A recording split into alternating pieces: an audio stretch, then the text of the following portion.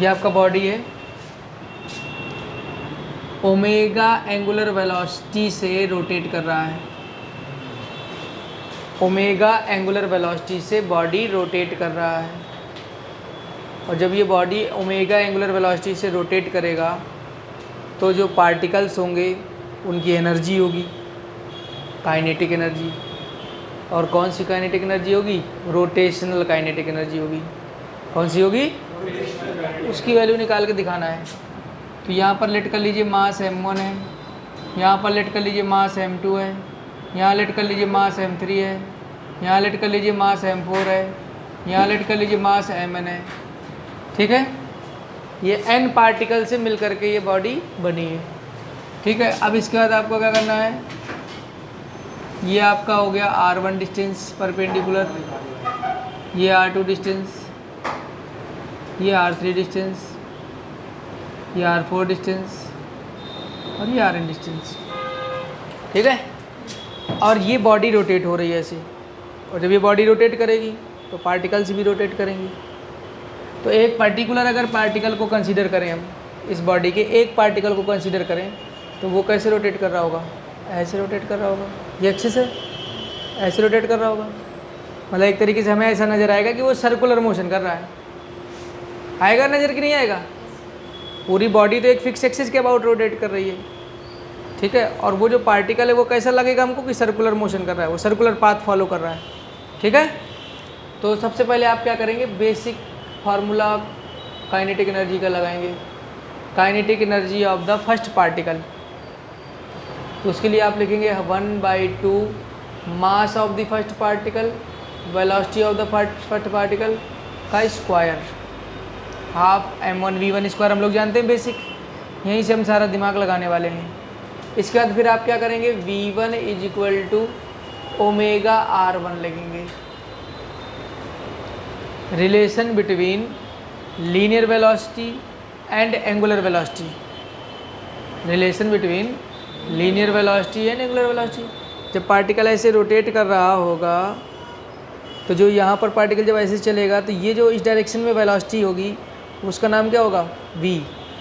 और उस v का ओमेगा के साथ रिलेशन हम लोग पहले सर्कुलर मोशन में प्रूव कर चुके हैं। v = ओमेगा r, जिसको नहीं याद वो याद कर ले, v = ओमेगा r। अब हम लोग क्या करें, इस वैल्यू को यहाँ से उठा कर यहाँ पुट कर दें, 1/2 m1 ओमेगा r1 का होल स्क्वायर। यहाँ से आपका आ जाएगा 1/2 m1 omega square r1 square. ये आपका आ गया kinetic energy of the first particle. क्या आ गया?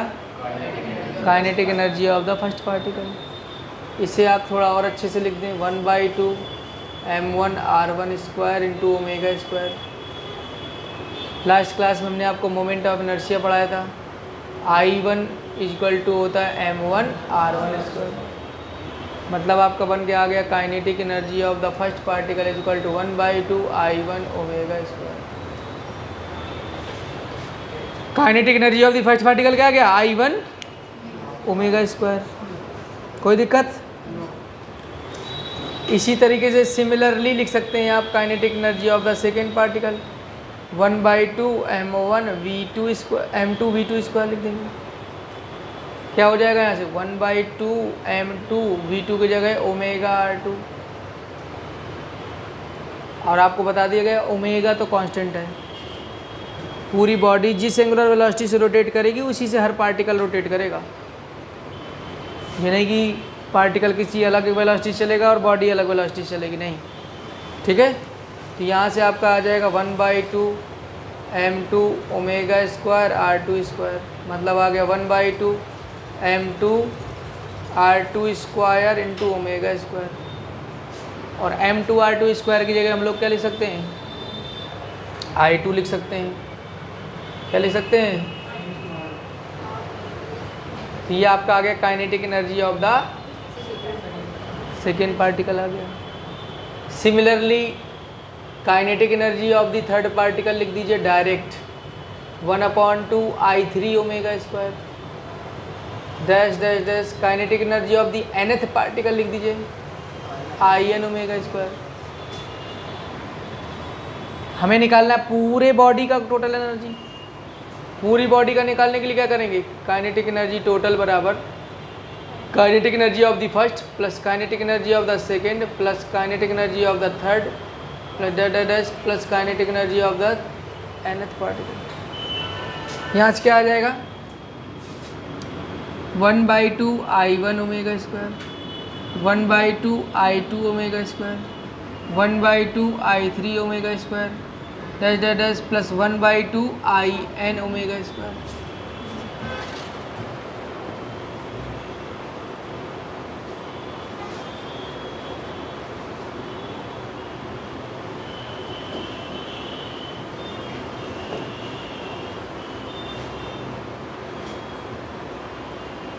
तो 1/2 ओमेगा स्क्वायर कॉमन ले लीजिए तो कितना आ जाएगा I1 plus I2 plus I3 dash plus IN। ये टोटल वैल्यू क्या हो जाएगी I के बराबर 1/2 ओमेगा स्क्वायर I। तो आपका आ गया काइनेटिक एनर्जी रोटेशनल। फार्मूला याद कर लो सब लोग 1/2 I ओमेगा स्क्वायर।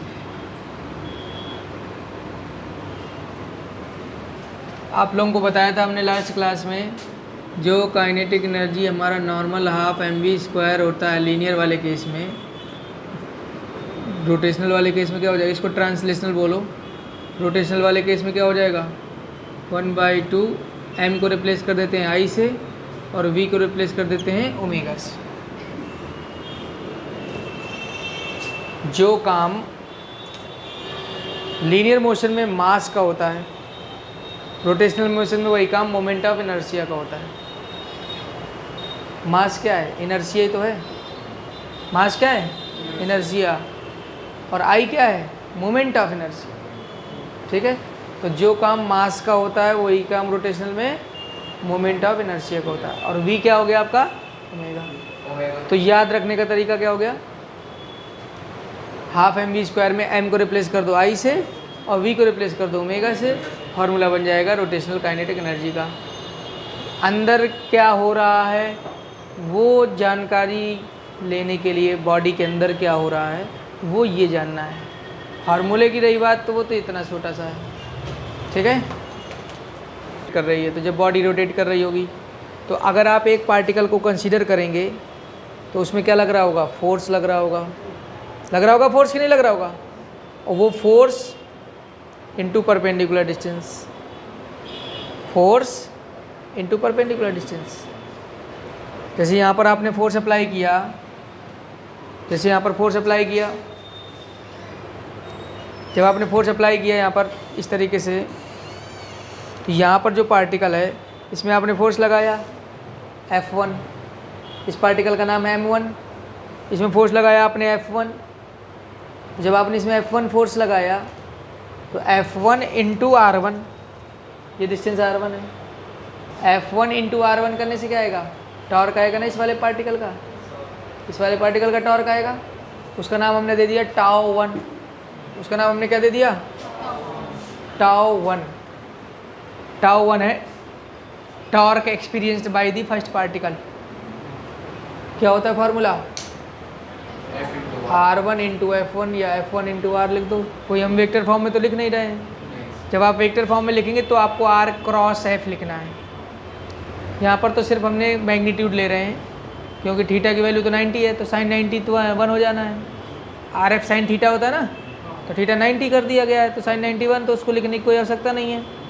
तो आपको क्या करना है, R1 इंटू, अब F1 की वैल्यू क्या होगी, अब जो वो पार्टिकल है M1 वाला वो चल रहा होगा A एक्सेलरेशन से, A1 एक्सेलरेशन से, तो क्या आएगा यहाँ से M1 A1। फोर्स बराबर क्या होता है, मास इंटू एक्सेलरेशन। और आपको ये भी पढ़ाया गया है, ये है लीनियर एक्सेलरेशन और यहाँ पर है एंगुलर एक्सेलरेशन। लीनियर एक्सेलरेशन और एंगुलर एक्सेलरेशन में रिलेशन होता है, वो जिसे नहीं याद वो याद कर लें। A equal to alpha R, A equal to alpha R, ये वैल्यू उठा करके आप यहाँ रख दीजिए तो आपका आ जाएगा R1 into M1 into alpha R1, यहाँ से आपका आ जाएगा m1 R1 square into alpha, ये आपका आ जाएगा I1 अल्फ़ा, तो टॉर्क 1 आपका आ गया I1 अल्फ़ा। तो मोमेंट ऑफ इनर्शिया के टर्म्स में टॉर्क की वैल्यू क्या होती है? I1 इंटू अल्फ़ा, ये फर्स्ट पार्टिकल का है। सिमिलरली सेकेंड पार्टिकल का क्या हो जाएगा? I2 alpha. थर्ड पार्टिकल का क्या हो जाएगा? I3 alpha. nth पार्टिकल का क्या हो जाएगा? In alpha. हमें चाहिए टोटल टॉर्क, पूरी बॉडी को कितना लग रहा है, तो उसके लिए हम लोग क्या करेंगे? Torque 1 plus torque 2 plus torque 3 plus dash plus torque n, कितना आ जाएगा यहाँ से? I1 alpha plus I2 alpha plus I3 alpha dash plus In alpha. Common ले लीजिए, I1 plus I2 plus I3 plus dash plus In into alpha, और ये पूरा क्या है? Total moment of inertia. इसकी जगह आप I लिख दीजिए, तो torque is equal to I alpha.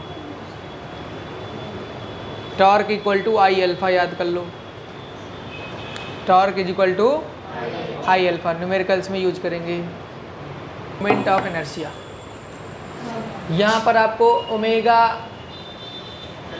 Constant angular velocity से ये बॉडी रोटेट कर रही है। अब यहाँ पर देखिए, जब वो पार्टिकल एक आपने कंसीडर किया, वो ऐसे रोटेट कर रहा है, तो इस पार्टिकल का एंगुलर मोमेंटम होगा कितना होगा? इसका एंगुलर मोमेंटम मान लीजिए L1 होगा, और वो कितना होगा?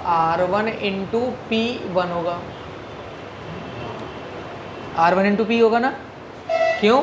क्योंकि R और P के बीच का एंगल 90 है, RP साइन 90, साइन 91 हो गया, साइन 91 हो गया, R इंटू पी आ गया। अब आप यहाँ पर क्या लिख देंगे? R1 इंटू P1 की जगह M1 V1, तो यहाँ से आ जाएगा R1 इंटू M1, और V की जगह V1 की जगह हम क्या लिखेंगे? ओमेगा R1, तो यहाँ से आपका आ जाएगा M1 R1 square into omega I1 omega. L1 is equal to I1 omega आ गया। Similarly L2 is equal to I2 omega, L3 is equal to I3 omega, Ln is equal to In omega, और total L कितना हो जाएगा? I1 omega plus I2 omega plus I3 omega plus dash plus In omega. Common ले लीजिए, I1 plus I2 plus I3 plus dash plus In omega, ये पूरा हो जाएगा I, ये आपका हो जाएगा I ओमेगा। तो relation between angular momentum and moment of inertia क्या याद रखना है? L is equal to I omega. A pulley of radius 1.5 meter is rotated about its axis by a force F is equal to 12t minus 3t square Newton applied tangentially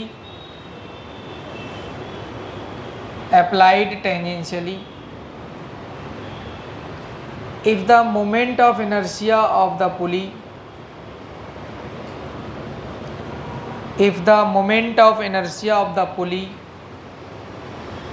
about its axis of rotation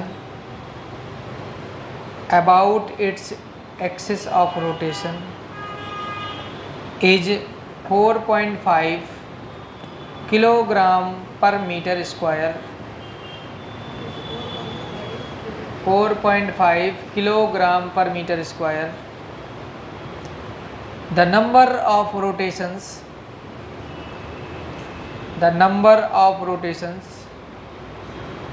made by the pulley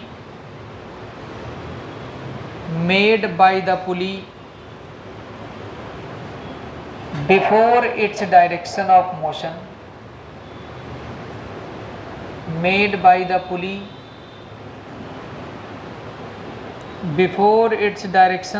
motion is reversed, direction of motion is reversed,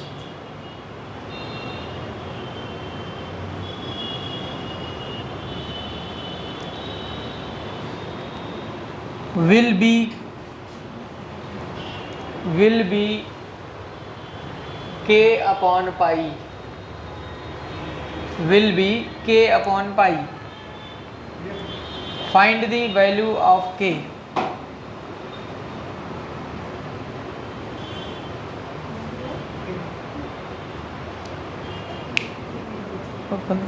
A pulley of radius 1.5 meter is rotated about its axis by a force of 12t minus 3t square applied tangentially. सबसे पहले आप पुली बनाएंगे, इधर ध्यान दें, पुली में tangentially force apply करेंगे। इस फोर्स की वैल्यू है 12t माइनस 3t स्क्वायर। इस पुली का रेडियस है r। इस फोर्स को जब आप अप्लाई करेंगे तो ये पुली रोटेट करेगी। जब ये पुली रोटेट करेगी ऐसे घूम के आएगी और एक समय आएगा घूमने के बाद फिर रिवर्स डायरेक्शन में आएगी। होती कि नहीं होती है? तो जब ऐसे घूम के आएगी और जब रिवर्स डायरेक्शन हो रही होगी उस समय इसका जो एंगुलर वेलोसिटी होगा वो जीरो होगा। रिवर्स करने के लिए तो पहले एक बार जीरो करना पड़ेगा ना वेलोसिटी उसको, तभी तो रिवर्स में आएगा। मतलब ओमेगा की वैल्यू जीरो हो जाएगी। तो कब जीरो हो जाएगी वो टाइम हमारा निकालना पड़ेगा, हमको करना पड़ेगा कि नहीं करना पड़ेगा। तो हमारा मुख्य जो मेन एम है ओमेगा की वैल्यू जीरो रख करके टाइम निकालना है। तो ओमेगा की वैल्यू जीरो कब रख पाएंगे? जब हमें ओमेगा पता होगा। जब ओमेगा पता ही नहीं होगा तो कैसे निकाल पाएंगे? उसके लिए हम दिमाग लगाएंगे ओमेगा के लिए। यहाँ पर जब आप ऐसे फोर्स लगाएंगे तो एफ फोर्स आप ये लगा रहे हैं और फोर्स इनटू आर करने से क्या मिलता है? टॉर्क मिलता है। बीच का एंगल यहाँ पर 90 है, एफ इंटू आर हो जाएगा। और ये वैल्यू आपको पता है, इस पुली का मोमेंट ऑफ इनर्शिया गिवन है क्वेश्चन में, और जब इसमें फोर्स आप लगाएंगे तो ये एक्सेलरेट होकर चलेगी भी। वो उसमें वो जो एक्सेलरेशन होगा उसका नाम है एंगुलर एक्सेलरेशन। तो टॉर्क की वैल्यू आई अल्फा के इक्वल भी होती है। ठीक है, तो अब आपको क्या करना है, इस एफ की वैल्यू को यहाँ रख देना है 12t minus 3t square. R की वैल्यू कितनी दी हुई है? 1.5 मीटर। आई की वैल्यू कितनी गिवन है? 4.5 किलोग्राम पर मीटर स्क्वायर। हमारा उद्देश्य है ओमेगा निकालना, तो अल्फ़ा की जगह आप लिख दीजिए D omega by D T. Point से पॉइंट कैंसिल हो जाएगा, 15 3 जा हो जाएगा, 3 को अपॉन में ले आएंगे और अपॉन में करेंगे तो ये बन जाएगा 4t minus T square is equal to D omega by D T. D T को इधर ले आइए तो ये आपका आ जाएगा 4t minus T square into D T बराबर डी ओमेगा। इसके बाद इंटीग्रेशन कर दीजिए, जीरो से लगे ओमेगा लिमिट लगा दीजिए, जीरो से टी लिमिट लगा दीजिए, तो आपका क्या आ जाएगा 4t square by 2 minus T square का हो जाएगा टी क्यूब बाई 3, लिमिट लगा दीजिए जीरो से टी, और 1 का इंटीग्रेशन क्या हो जाएगा? ओमेगा हो जाएगा। अपर लिमिट पुट कर दीजिए तो आ जाएगा 2t square minus T cube by 3 is equal to omega minus zero, मतलब ओमेगा। ये आपका आ गया ओमेगा। उन्होंने कहा है कि ओमेगा की वैल्यू जीरो कब होगी? कौन से टाइम पे होगी? हाँ, कब होगी, कब मतलब टाइम। तो ओमेगा की वैल्यू जीरो कर दो तो 2t square minus T cube by 3 बराबर कितना आ जाएगा? जीरो। तो 2t स्क्वायर बराबर आ जाएगा T cube by 3, T square से चला जाएगा तो t इक्वल टू आ जाएगा 6 सेकेंड्स, मतलब t इक्वल टू 6 सेकेंड में ओमेगा जीरो हो जाएगा। पॉइंट क्लियर कि नहीं क्लियर? तो तो t इक्वल टू 6 सेकेंड पे ओमेगा 0 हो गया। मतलब हमको वो टाइम पता चल चुका है जब उसकी डायरेक्शन रिवर्स होगी। डायरेक्शन रिवर्स कब होगी? जब ओमेगा 0 होगा, और वो टाइम 6 सेकेंड है। ओमेगा हम लोगों ने ये निकाल रखा है। हमारा उद्देश्य क्या है? Number of revolutions. हमारा उद्देश्य क्या है? Number of rotations. Number of rotations का मतलब कितना घूमा वो। हाँ, नंबर ऑफ रोटेशन मतलब theta upon 2 pi. Number of rotations is equal to theta upon 2 pi. अब हमें थीटा निकालना है। थीटा के लिए दिमाग लगाएंगे। क्या दिमाग लगाएं? ओमेगा की जगह लिख दें D theta by D T. Omega की जगह लिख दें D theta by D T. ये किसके बराबर आपका हो गया? 2t² minus T cube by 3। D T का क्रॉस मल्टीप्लाई करा दीजिए, तो यहाँ से आपका आ जाएगा डी थीटा बराबर 2t² minus T cube by 3 into D T. हमें पता लगाना है कि जब ये अपनी डायरेक्शन को रिवर्स करेगा तब तक कितने रिवोल्यूशन किए हैं, ये तो हमें पता लगाना है। मतलब कि जब इसकी एंगुलर वेलोसिटी 0 हो गई है तब तक कितने रिवोल्यूशन हुए। मतलब कि आपको 6 सेकेंड, टोटल 6 सेकेंड में कितना एंगल घूमा है ये पता लगाना है।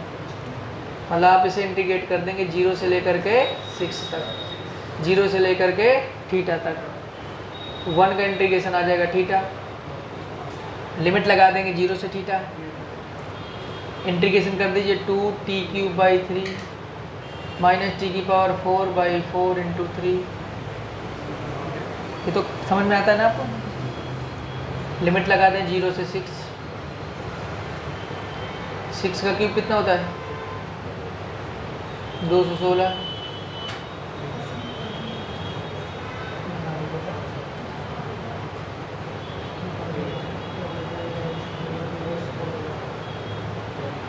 आज कितना आएगा?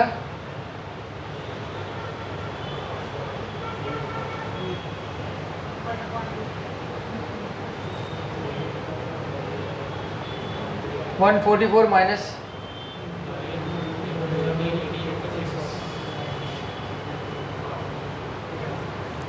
इसको करेंगे तो 36 आ जाएगा। मतलब थीटा आ गया 36। थीटा का क्या आ गया? 36। और इस 36 को किससे डिवाइड किया जाए? 2 पाई से। मतलब 36 अपॉन 2 पाई तो आ जाएगा 18 बाई पाई। और उन्होंने कहा है कि जो नंबर ऑफ रोटेशन है वो k अपॉन पाई के बराबर है। मतलब k की वैल्यू क्या हो गई यहाँ पर? 18। उन्होंने यही पूछा था। जेईई मेंस जुलाई 2022। अब आप ये बता दो कि हमने जो आपको कॉन्सेप्ट सिखाया उससे कुछ बाहर लगाया?